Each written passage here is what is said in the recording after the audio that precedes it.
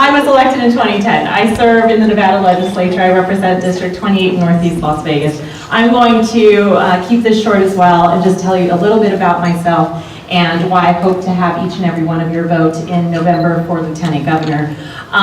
So I was elected in 2010, as I said. Now, part of the reason why I so often share my personal story and where I came from is because I'm also sharing with you my perspective that I bring to all of my public service, but also the perspective that I just bring to anything on a day-to-day basis. I've had to work very, very hard to get to where I'm at. And so in everything that I do, whether it's my elected office or my job as an attorney or anything that I do, it's with that same work ethic. But it's also the work ethic in terms of why I do what I do. I had a really hard time growing up in Northeast Las Vegas. You know, we grew up very poor, but it wasn't until my mom left when I was 9 years old that I started to experience problems at home.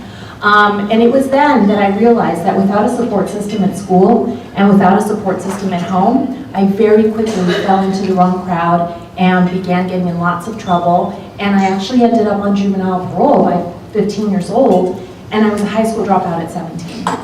And it was going through that process. It wasn't until someone took some time and invested in me and spent some energy in me and allowed me to believe in myself that I was actually able to turn my life around and do something better and stand here with you all tonight, representing that very same district where I grew up as an attorney, as one of the first Hispanic women ever elected to the state legislature in the history of Nevada, and be able to be a productive person that's actually now being able to help people and to give back, instead of someone who, for much of my young childhood, was treated like just a number going through a system, like someone who wasn't worth the investment.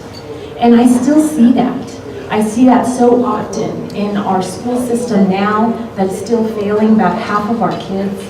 I see that in those kids who don't have the opportunity to attend college because it's getting so expensive. That's why it is so important for Kim Wallen to be elected, because we have to protect that Millennium Scholarship, ensure that our kids have the opportunity to afford college. And if not college, then the vocational training that they need for some of these emerging industries that are coming into Nevada.